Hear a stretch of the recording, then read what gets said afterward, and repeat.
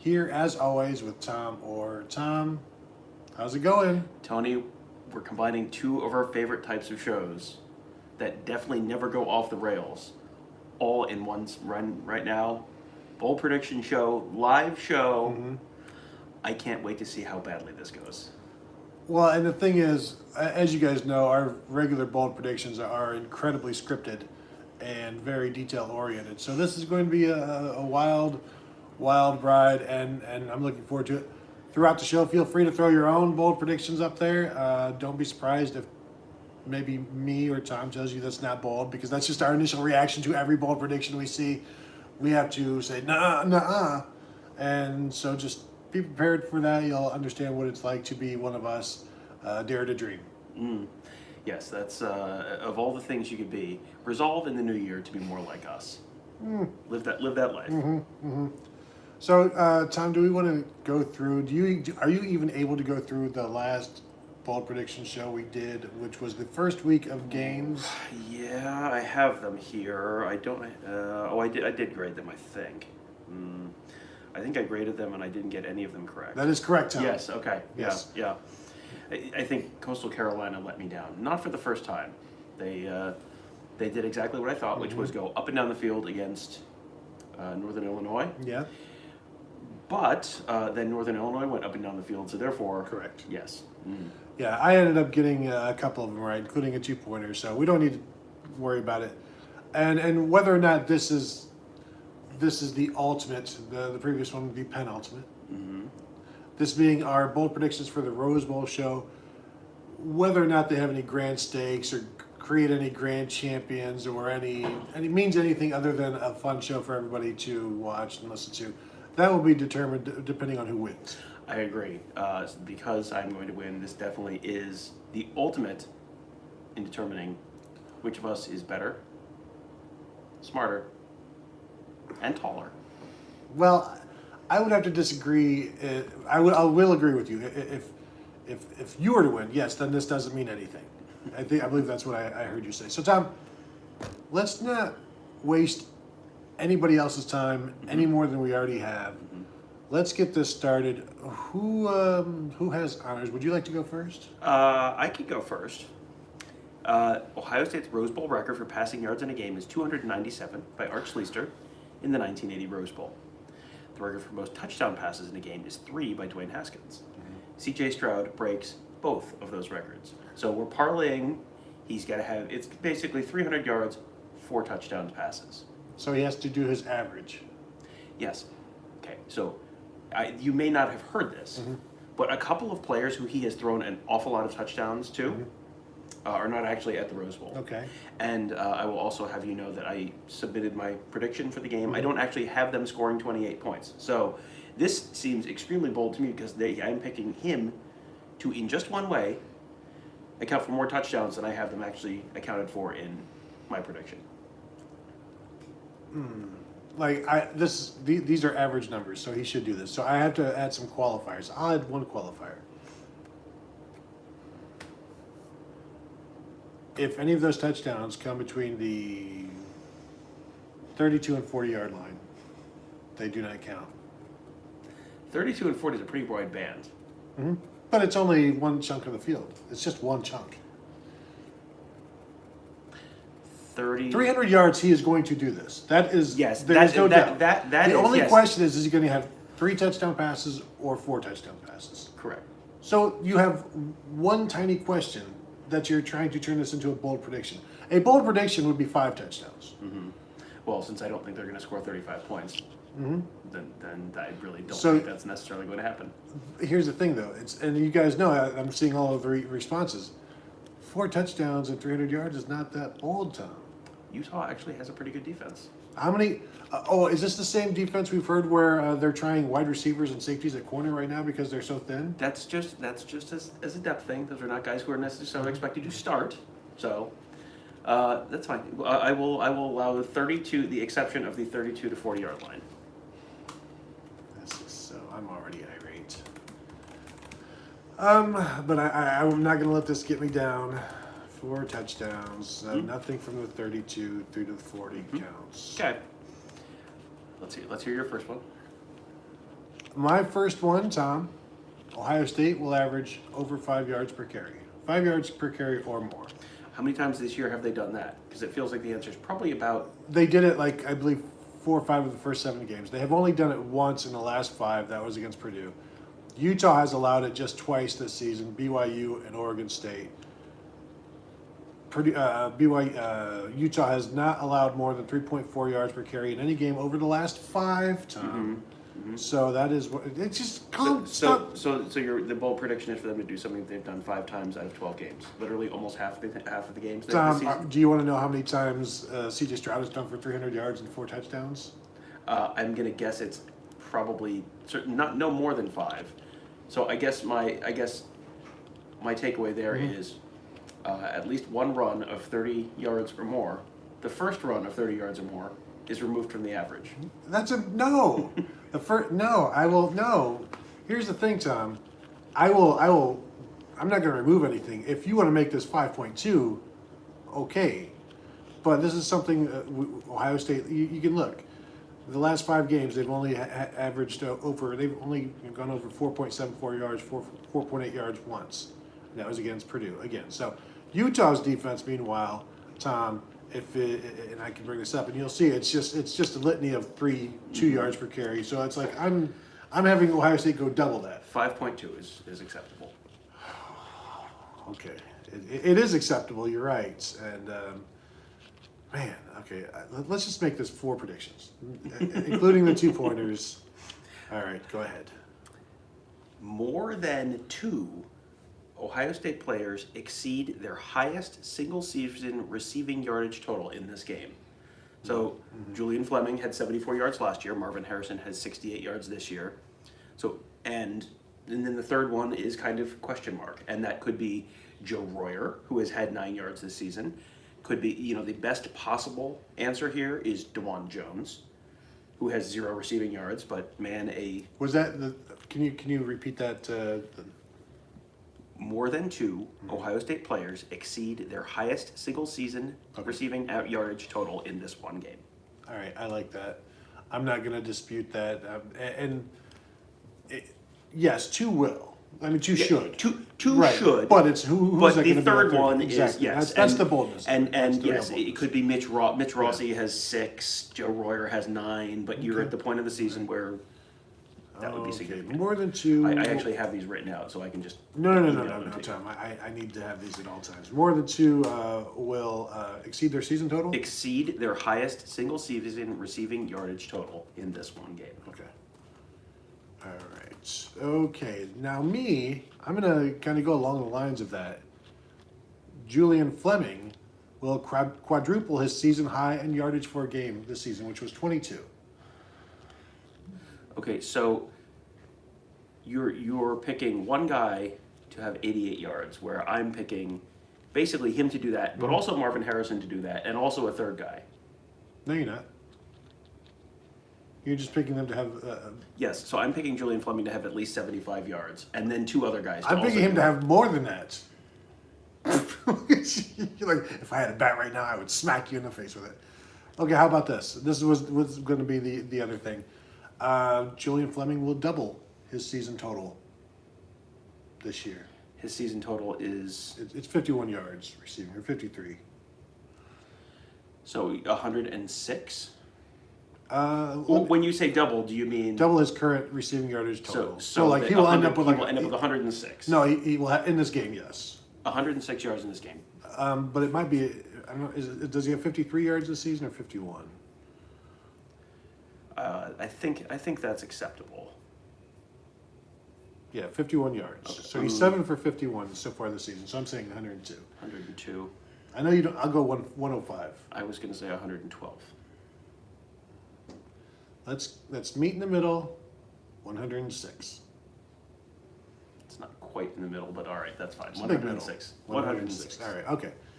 All right. Let's see. My next one. Mm-hmm. Emeka Egbuka has a kickoff return of 40 yards or longer. He's only done that in 2 games this season. Mm-hmm. He did it once against Indiana, and he did twice against Maryland. Yeah, and the thing with kickoffs is you don't even know.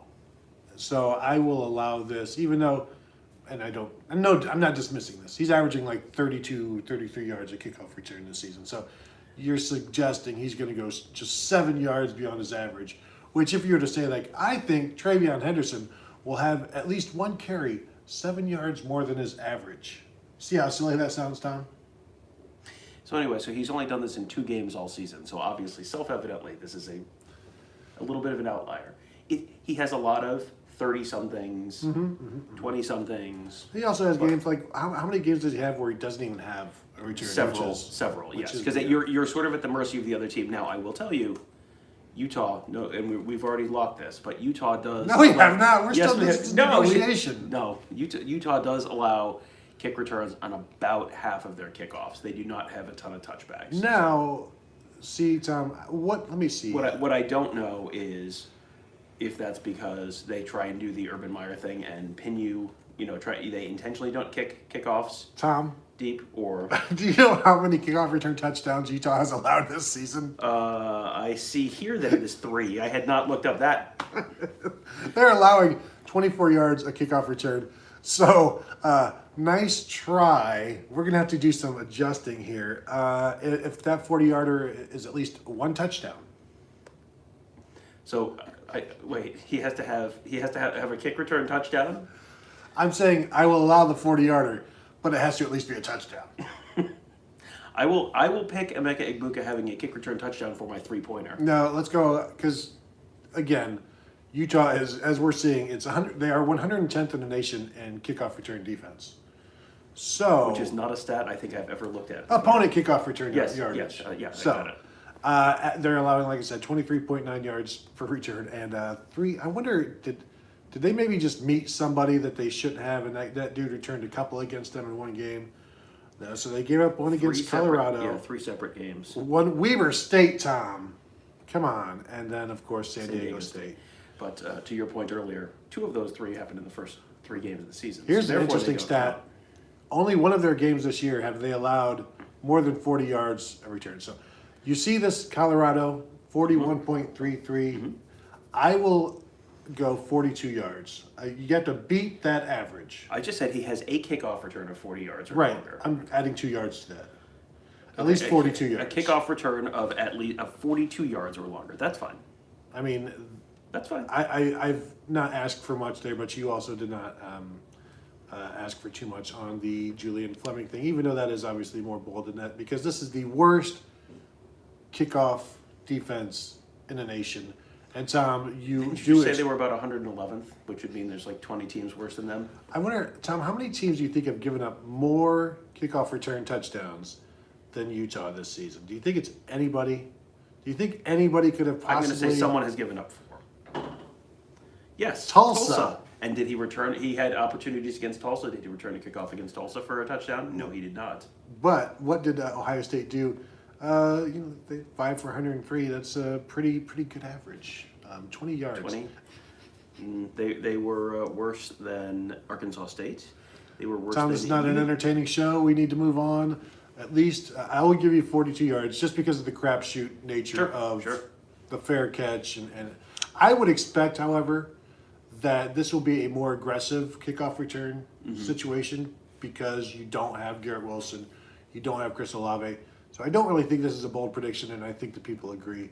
But because we do have to move on and we have other content that we have to create this great day, I will allow this. Tom, however, let me strike this. Let me just throw in one little poison pill type of thing. If it is say, between 68 and 72 yards, it does not count. And really, it shouldn't happen because he should at least, if he makes it that far, he should score. He should, but... So you're asking somebody to track him down at like the 12 or something. I mean, is that, the 13? 68? I've seen that happen. But how often? I mean... So what would I say between 64 and 70 do not count? 64 and 72? No, that's not... I will give you 1 yard specific yardage number. You can pick whichever one you want. Well, Tom, I know what you're going to expect me to say, but I'm going to stick with the the math that we used in the show, the true math of the 1734, I will say a 68-yarder does not count. In fact, it will take away any other bold prediction that you get that I want. If he has it exactly a 68 yard Exactly. kick Not return. only does that not count, I will strike one of your bold predictions that if something were to ever come true of your bold predictions, I would be able to strike that from the record. A 68-yarder, Tom, you cannot say no. The show needs it. All right, well then I get to have one. I get one of those for you as well. That's Okay, fine. okay. 68-yard poison pill enacted. Okay. Now it's my turn. Stop looking at my paper. Ohio State has a couple of players with the last name Williams. Tyleik Williams, Court Williams. I am saying the Williamses, in any combination, could be one, could be both, will combine for at least 2 impact defensive plays, meaning Tackle for loss, sack, interception, sack. interception. I'm not going to go with pass defense, Okay. but combined for 2. Punt block. It feels field like goal block. Tyleik Williams is going to have to be a big part of this game, and they're going to run the ball a lot, and so therefore Tyleik Williams is almost a guarantee to have at least 1 tackle for loss. And Court Williams, I'm expecting to see much more than we typically have. Mm-hmm. So I think I'm going to need 2.5 on this one. Do you know how many tackles for loss Tyleik Williams has had over the last 2 months? Hashtag free Tyleik. So Just 3. yes, that's good. It's not good. Well, he's not a very good player, Tom. Yes. So we're doing this thing where we're pretending we don't know that guys are sitting out, and that's going to impact playing time. Because you seem to remember that when we were talking about the wide receivers. When I was talking about the wide receivers. But they have announced that they're not even playing. 2.5. So All right, I will go 2.5 because Court Williams will probably have 3 on his own. So, He Tom, very you are well the might. fool. yeah, sure. I mean, it's probably true. Tommy Eichenberg averaging just under 4 tackles per game. Stop looking at my paper. Tommy Eichenberg averaging just under 4 tackles per game, 47 tackles in 12 games. So he's 1 tackle shy of 4 tackles per game. He doubles that, more than doubles that, I will say. Mm-hmm. So at least 8.5 tackles for Tommy Eichenberg. Here's my, and it's funny that you have your Tommy Eichenberg as your 4th one, right? Mm-hmm. Because I also have a Tommy Eichenberg tackle as my 4th. Mine was he will have a season high in tackles, Okay. What is which his I believe first? the season high is 7. So I was predicting 8. You're predicting 8.5. Wow. So if we were to use this very clear A/B test to determine which one of us is more bold in our predictions, well, these are 2 virtually identical predictions. Which one of us is more bold then? Well, that's the part where you try to, get it at the best price, and then you negotiate up. Like I was going to go 3.5 tackles for loss on the Williams brothers. Instead, I said 2, and then you went, hey, 2.5. Now, don't you feel like an idiot with your new undercoat? 3.5 tackles for loss. For the Williams. I was just joking. Okay. I was trying to get out of the less bold prediction on the Tommy Eichenberg. So would you like to negotiate up, or would you like to allow me to have it at 8.5? Well, because I also think Tommy Eichenberg is going to have about 12 tackles. I think there is a So, distinct possibility that he has. This is going to be like a 12 name that tackles. tune. Yes. I can name Tommy Eichenberg's song in 11 tackles. Is that your 11 tackles? Is that the Are you number? going to say name that 11 tackle tune? I will say yes. Yeah, 11 tackles. I think I'm going to let you have this one because it does seem quite likely because there's just with no Cody Simon, and I think there's going to be a lot of tackles there for the linebackers. And a lot of And running. it just there's going to be a lot of running. There's just so many variables there that are just kind of unknowable. Would you have let me have 10? I'm not going to ask for 10. I probably would have. I would have probably overbid you at 10. I would have gone at least 10.5. Okay. 11 is just like, I think 11 and 12, right in that range is probably about right. That's what he should have, unless Yes. he's missing tackles and picking the Yeah, wrong. or what does Cade Stover look like in this game? What does Steel Chambers look like in this game? There's so many Does Tyleik Williams not even allow the running back to get to the The linebacker? eternal question. Okay, so you can have that at 11. All right, I will. Let's see. I've got one here for Ohio State is averaging. This is going to be some math here. Ohio State is averaging 12.1 yards per point. So I know I need to provide some context. I'm sorry, I here. stopped listening. 12.1 yards per point. Yards per point. So generally, the way this stat works is you want a lower number. A lower number is better. Because if you have huge numbers, that means you're marching up and down the field and not actually scoring. So on the season, they're averaging 12.1 yards per point. That's tied for the 10th best in the nation. They are going to do 4 yards per point worse than that, 16.1 or worse. So just put that in context. That would put them 99th in the nation if that was their whole season. So that puts them around teams like UTEP and Arkansas State and Florida and Illinois. That would put them, it basically is between the Penn State game and the Michigan game. Penn State was 14.1, Michigan 16.9. So they'll be better than Michigan, but I do see them kind of going up and down the field and then stalling out in the red zone. That's essentially what it is. This is the stalling out in the red zone. So let's say they're going to put up 520 yards of offense. Okay. Is that where you? I mean, is that a fair? That's a lot, but that's what they do. But it is the red zone. So you're saying 16 yards per point. So that puts them at like 32 points in this game. That's about right. Yeah, I mean that's about what I would have. I mean 500 something yards and then somewhere in the high 20s, low 30s. All right, I'm definitely not going to argue math. I mean, See, this is I found your weak spot. So, now if you wanted to be like spelling or geography, not geography, only some spelling. I'm going to go ahead and allow this 16 yards per point. And no, like as soon as you start getting into this like that, I'm like, well, shoot.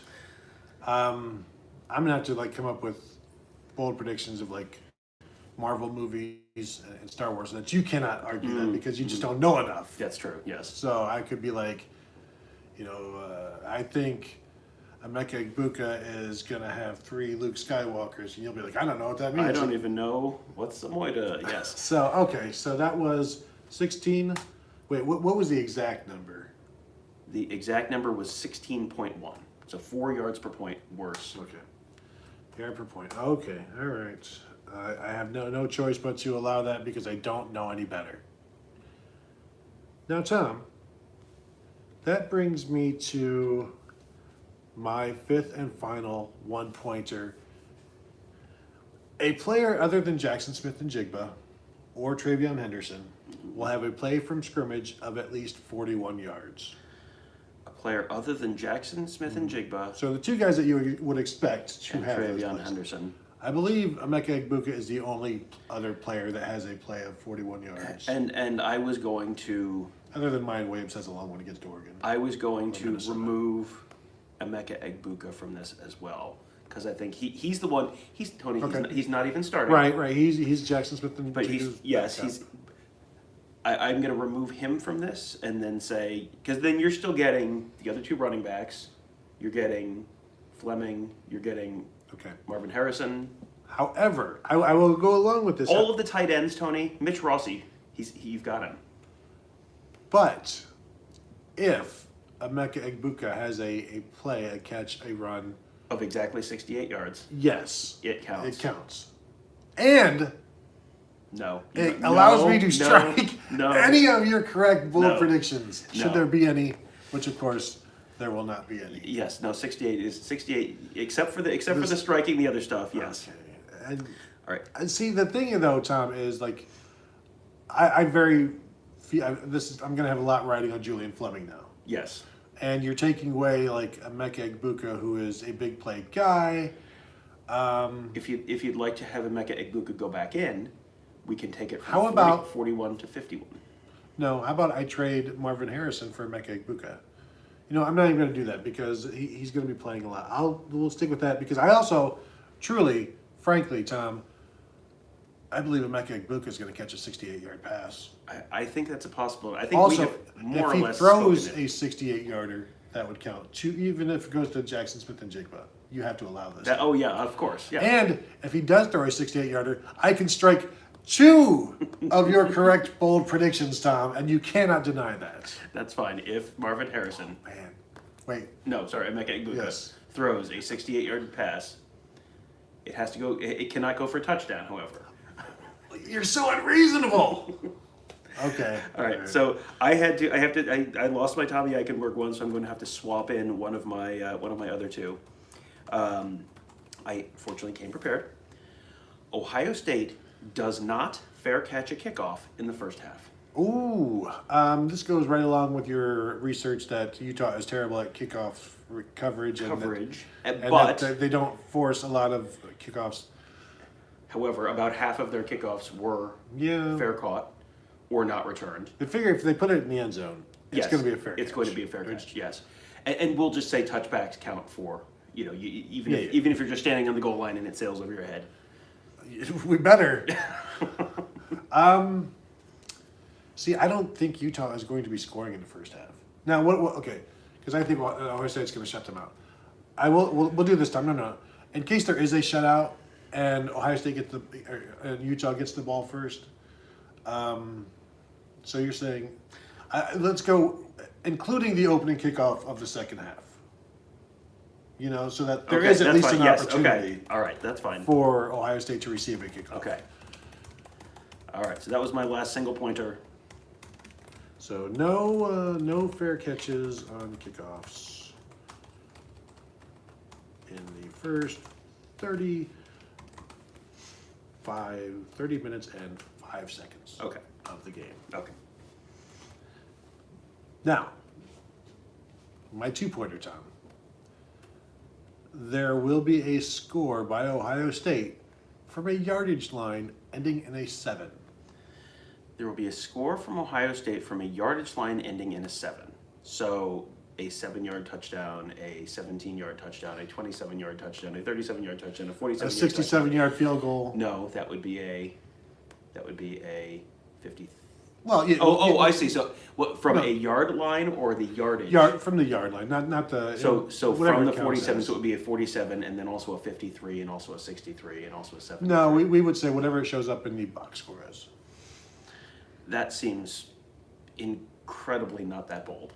I mean, how many games? I'm sure you have not gone back and done the research, but that seems extremely likely that Ohio State has scored points from a yard line ending in 7. You know what, Tom? In like 7 of the games this year. If we want to look, I will look. Now, here's the thing.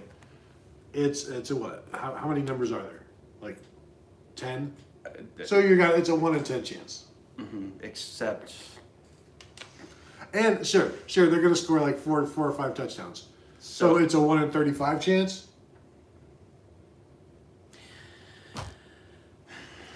We're negotiating, Tom. Don't leave the negotiation table just yet. I'm going to need you to pick. I will tell you what. Eliminate any quarter. Eliminate any quarter you want. You can a yardage ending in 7, but not 17 or 7. It has to be 27, 36. That is a very 17 or 7. You gotta give me one of those, don't you? Yes. All right, because this is only 1-pointer, I will say it's a 2-pointer. Oh, this should be your last 1-pointer. If you thought this was a 2-pointer, we're gonna have. No. Oh no, wait.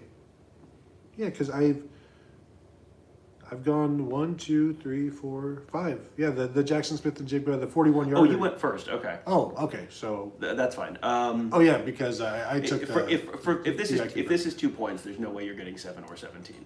Okay. Here, how about this? I will give you 87. I will take a 17, and I get the 7. I will not count any 87-yard touchdowns. Is what I'm saying. So now, here's the point where, based on the conversation, I'm literally asking you this question, and I'm serious. Mm-hmm. You know that 2 points is more than 1, right? And so therefore it should be 2 is a bigger number than 1, right? Okay, so we are eliminating. Which do you want to eliminate, 17 or 7, or did you eliminate both? I think you will. If it's a 2-pointer, you would eliminate both. Okay. I was fine. willing That's to. fine. Yeah. Okay. We're good on that. All right. So my 2-pointer. Ohio State has lost only 1 fumble all season. CJ Stroud against Penn State, which I couldn't believe that, but it is apparently true. They lose at least 1 fumble on Saturday. They've lost 1 all season long. They lose a fumble on Saturday. That just means they're due. Again, that's not really how probability works. No, and I understand. I am a big proponent of probability and knocking it as a science. So they're going to lose a fumble, which is a 50-50 chance at least every single game. They have fumbled the ball 6 times all season. How about this time? I will allow this, but if they recover any of their own fumbles, then it's like they can only fumble once and they have to lose that one. No more than 2 fumbles. I still like the one better. Worst show ever.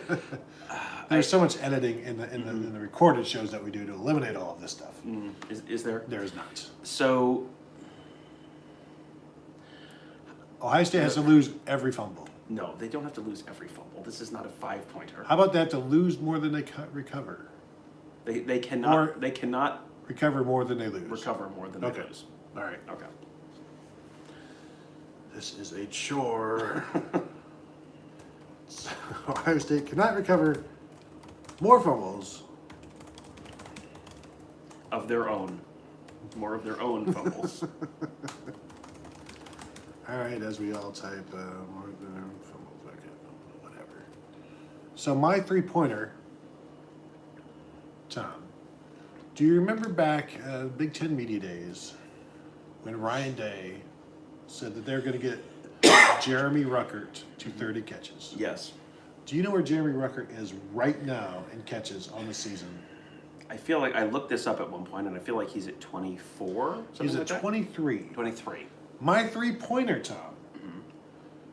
They're going to get Jeremy Ruckert to 30 catches, and that would be 2 more than his. That's 7 catches. That's 2 more than his season high. Certainly 2 more than his season high. Maybe 2 more than his career high.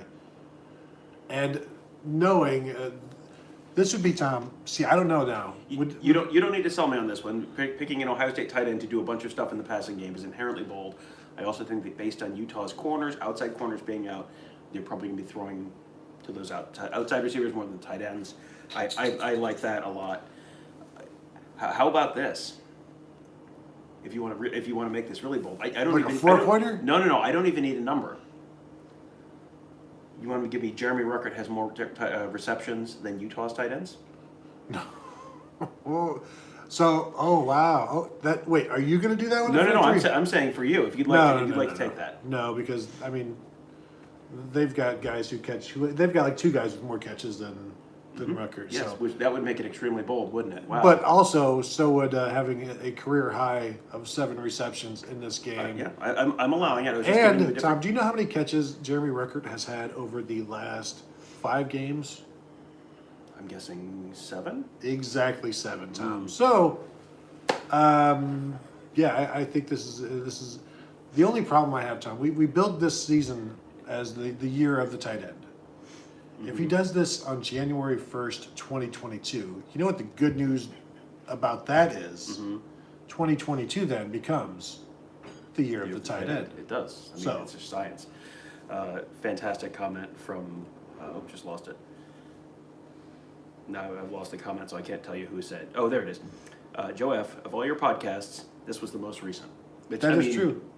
You could not be more recent. It than is. this It right is now. a superlative podcast. In Thank you. So many. Thank you ways. for the feedback. Thank you for the kind words. So I have 2 possible 3-pointers, and if you feel that one of them is disgracefully likely to happen for a 3-pointer, you can choose the other one. Number 1, Tavion Thomas is averaging 87 yards rushing per game. He beats that by 90, which would be 177 yards, which would be tie his season high. Okay, what's the 100 other one? The longest punt return allowed by Ohio State this season is 17 yards. That was A.J. Hennig in the Michigan game. Britton Covey has a punt return of at least 17 yards. That's not even a 1-pointer. I'm sorry. That's fine. Okay, so Tavion Thomas, good. Flip the 17, make it a 71. So you're saying 170? 177 yards rushing for Tavion Thomas. Now, how many times has he done that in the last month? He did it. He's done it once this season. I think it was against Stanford, who is rather famously not very good at football this year. But still a very good school and has won many Sears Directors Cups. They have. I mean, So Meg went there, as you may remember. I do remember. So 177 is that what you said? That, and that was 177. that is his season high. Mm-hmm. Is that a 3-pointer? I mean, you know what? At this point, sure, I will allow it. It should not happen. So Which makes it. like Ohio State cannot allow this to. That's really my statement. Ohio State cannot allow this to happen. If that happens, it is an exceptionally bad news for Ohio State. And certainly will. And I don't think it's going to happen. I think he ends up in that 100 to 125 range. But no, I could see him and TJ Pledger, combining for over 200, and there's a 150 Sure, and a 50 sure. or 150 and a 70. So, all right, 170. Now, is it more than 177, Tom? Because he beats that by 90, so 177 or more. all right, I think what I'm most proud of, I'm not proud of much with this show, Right. but I am very proud of the fact that I avoided Tyler Shoemaker's bear trap that he set on Twitter, tempting me to pick a 220. I did not fall into that trap this time.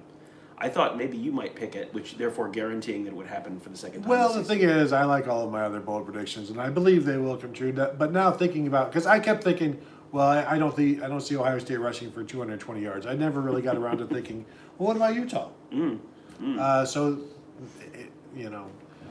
people have been talking about Utah for so long and so much and building them up.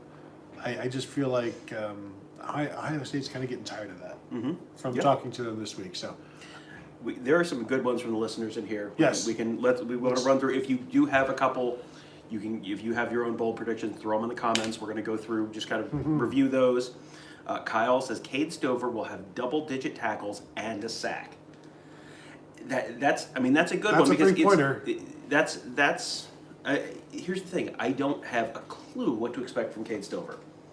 No idea. He's going to have a lot of tackle opportunities. Will he? I mean, how much is he going to play? Are they going to play three linebackers the entire time? I mean, My assumption is yes. So is he going to be the guy who's rushing the passer? He's probably not the guy they're putting out in space on the tight ends. So he's more likely to be a run defender first. I just think. like keeping contained on and leverage and stuff like that. So I could edge. see this happening. I don't think this is a 3-pointer, but I think that's a 2-pointer. I think that's a pretty good one. You shouldn't have to go that bold for just a 1-pointer. So that's more than one. So good job on that one. All right, Sue says Zach Harrison has 2.5 sacks. Now Sue has been watching these shows and listening to these shows long enough that she should know better than to pick an Ohio State player to have a huge sack number. That just it always seems so attainable, and then it never happens. That is one of the lessons of the bold predictions business. I think this year it is inherently bold. I mean, that to me, that's another 3-pointer because he's got 3 on the season. Yeah, that's the challenging thing is finding the window of like not thing that happens all the time, but also something that happens sometimes. Yeah. Could theoretically happen. That's a very good one. Let's see. Jim Graham says Emeka Egbuka is going to score 2 touchdowns. I could definitely see that. That's just somebody's going to have to score the points. Yes. And I expect points to still like 31, 34. I know you said you're probably holding them under around 28 or so. I have it 31-27 Utah. But still, there are going to have to be some points. And yeah, the thing that drives me crazy about this game is you could see Ohio State come out and just absolutely boat race them. I mean, if they stop the run, Utah is not going to be able to throw the ball. And so if they should be fairly one-dimensional, it feels like running backs and tight ends, that seems like something Ohio State should be able to stop. But we just saw in Michigan that they didn't stop it. So that's a little bit of a concern. It feels like there's such an advantage for Ohio State on the outside that if those young receivers have a big day, like this could be a game that ends up Ohio State 48, Utah 28, and then I look like an idiot for picking them to lose. Look, we don't root for stuff in terms of teams, but if there's an opportunity for Tom to look like an idiot, like who is going to say no? Joe says if they put up 520 yards, there's no way they lose. It's all in the red zone. And a lot of this, tomorrow's Morning Scoop show, I've already recorded it, did it with Josh Furlong from KSL.com, Utah beat writer. And we did answered a bunch of questions from Buckeye Scoop members. And one of the things we talked about was the importance of those red zone points. And if Ohio State scores 7s and not 3s, they're going to win. if Ohio State's kicking field goals or going for it on fourth down and not making it, then Utah's going to win. 'Cause Yeah. it feels like Utah's going to score 31 points. Like, it just feels like that's exactly where they're going to end up, 28, 31 points. Does Ohio State score more than that or less than that? Because they're not going to hold them to 17, and they're not going to give up 50. So, Yeah, I wrote about it today. Talked with Morgan Scalley, the defensive coordinator for Utah, yesterday, and he said in the red zone, he tells his guys 3 is they don't care about giving up field goals. That's fine. That's a win. And giving up field goals against Ohio State is a win, no matter where it happens, but especially in the red zone. So, yeah, you can march 98 yards, 99, and still be a win for Utah if it ends in a field goal. Joe says, does Tony say Ohio State is going to shut them out? You said in the first half, right? No, I'm just saying the possibility is there. I was trying to eliminate the possibility of there not being actually any kickoffs. So you're putting ridiculous restrictions on me, even though you don't believe them. You believe what you're saying. Okay.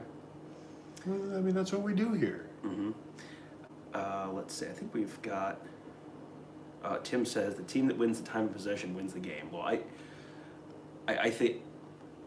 Paint me a scenario where Utah doesn't win the time of possession. Right. That's the problem. Like, I think Utah, because if Ohio State is scoring a bunch of points, it's not because they're holding on to the ball. It's because they're making big plays. Yeah, the and Maryland that doesn't really adjust. Yeah, the Maryland Virginia Tech game yesterday was, I think, pretty instructive of what this could look like.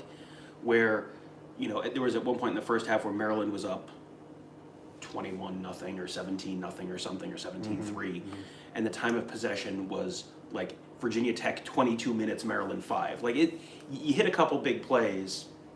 Very easily, you could do that. And what does it mean if Ohio State wins the time of possession? That to me sounds like it's been a grinded out kind of game where it's a toss up at that point. Let's see.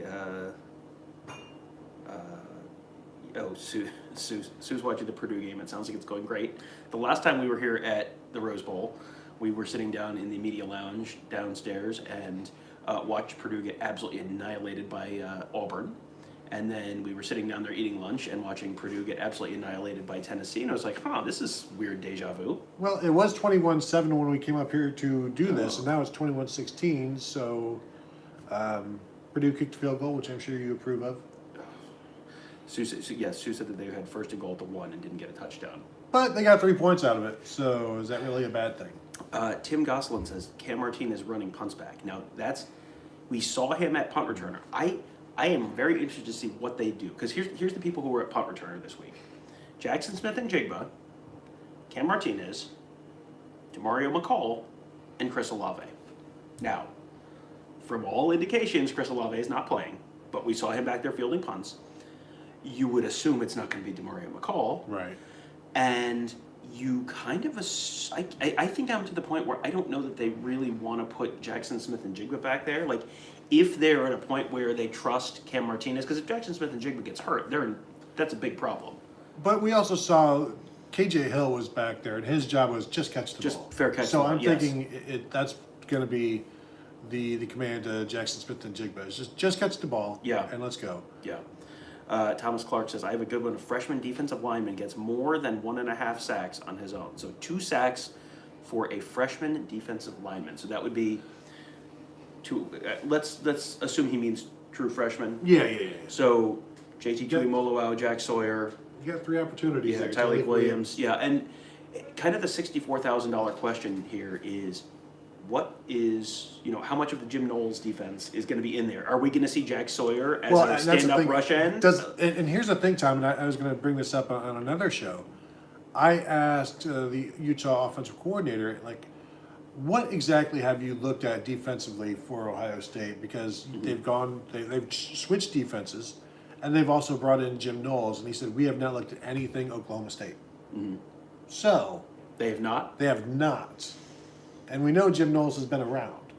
That is my conspiracy theory, that Ryan Day went out of his way to downplay how much Jim Knowles was around. He goes, hey, he's just gonna be here a couple days, just making sure he knows where the parking lot is. Is this one of those things where Jack Sawyer is playing Leo, or maybe Cade Stover, but for instance, we're sticking with the freshman, where Jack Sawyer is playing Leo, and Utah hasn't seen it, so he has 3 sacks in the first half until they adjust. Yes, yeah, and that's the thing. You could get a completely different defense, in which and that's not a. I don't think. I mean, this would be a great question for Ross Fulton, who I'm going to have on the morning scoop. I am also smart, Tom. Anyway, so this would be a great question for Ross Fulton, who I'm going to have on the morning scoop for New Year's Day. Tomorrow is the beat writer for Utah. That's a question I'll have to ask him. Like, what, how much? Number one, how much new stuff can you put in? And number two, is there a team in the Pac-12 that runs a defense similar to what Knowles does? Because it seems like it's a little bit unpredictable.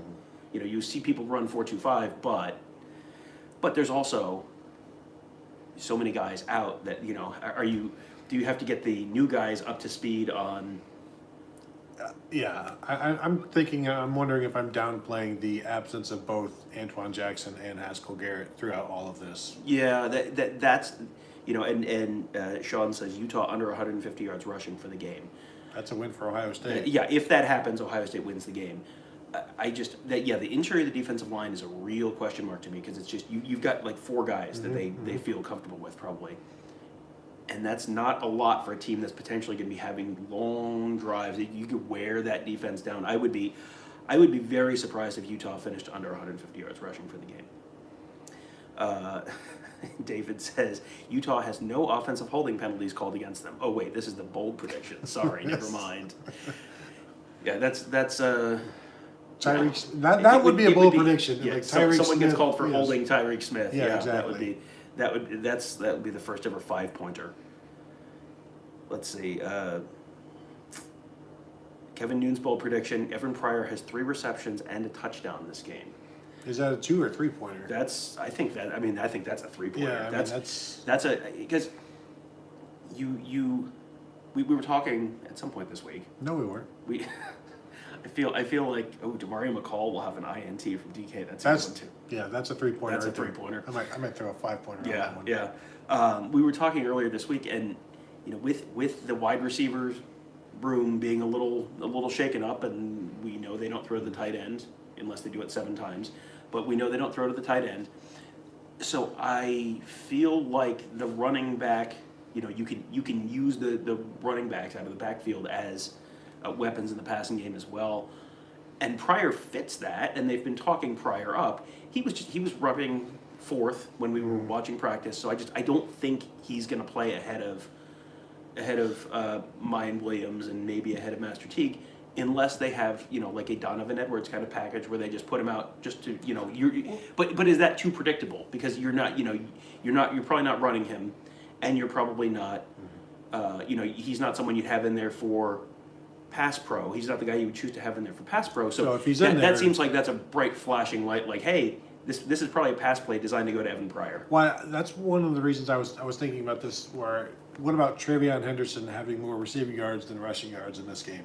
Because I could see him being used as well as in the passing game, flare outs, and just being where the security blanket type of guy, just waiting out there for because if guys aren't getting open and guys are a little slipping or just not as precise, a little bit nervous early on, where Travion Henderson can maybe keep the change going and just keep them on schedule. Yeah, and that 400 Sage, Ohio, 400 passing yards, 4 touchdowns, 150 rushing yards, 2 touchdowns. I mean, that's a win. That tells me they win. Your point about Travion Henderson having more receiving yards than rushing yards, that would, I think, be a very bad sign for Ohio State. Like that seems like there's about 10 ways that could happen, and 9 of them are very bad. Well, it would have to be almost like the game plan. But it's still like, why have you given up on the run? Right. Well, yeah. Why have you given up on the run? And if he's not running for what would be a huge receiving yardage day for him? 70. Yeah. Like so 70, then he's finishing with right. less than 70 yards running. That's when you get in that. Unless Mayan Williams is the hot hand, but maybe. Let's see. First and goal, Purdue. Very bold prediction. 21-19 after this. Thomas Clark, very bold prediction. A run play is called where the running back / wide receiver runs outside the tackles. Sir, you must be new here. Purdue's back on the 1-yard line. Oh boy, can't wait to see how this ends. 23 seconds left in the half. If they leave the half leading, That Yeah. would be. Well, we were talking down there watching that game. You said Purdue was or Tennessee's averaging 14 points in first quarters. Well, they had 21 and now they have 0. So very interesting. Halfback screen for 80 yards, says it's just me, Tim. Yes, that's fine, but if it's 82 yards, It does not count. oh, I need to pick one I need to pick a poison pill for you. We didn't do that. We're done. Pull your list up. Pull your list We're up. done. Pull your list up. Tim, dang it. No more questions for you. I'm so annoyed at this. This is so stupid. Yes, well, okay. So There's nothing really there's no poison pill here. Julian Fleming will have at least 106 yards receiving. However, if he has a reception of exactly 43 yards, that one doesn't count, and I get to remove one of your others. Here's the problem, though. One of my bold predictions is that somebody's going to have a play of at least 41 yards.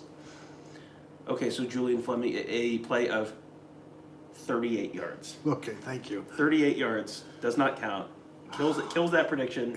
And Get to pick another one. I'm not the one who brought this here. no, it's Tim. Seth says Stroud with a 40-yard naked bootleg touchdown. 74 points.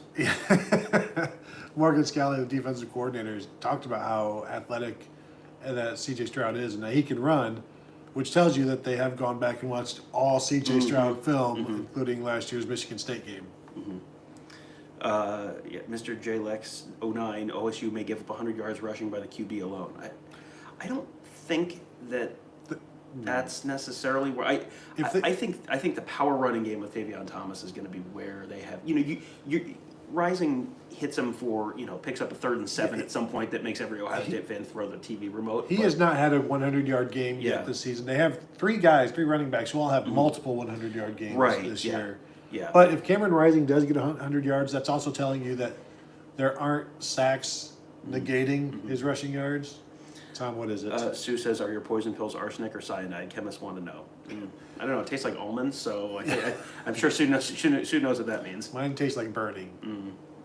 I think we're done. Are we done? Okay. I will say boldly that we are done. All right, because I think you have to record 2 another points. show here shortly. Eventually, yes. But no, that time that's a one-pointer. So I want to thank you all for joining us.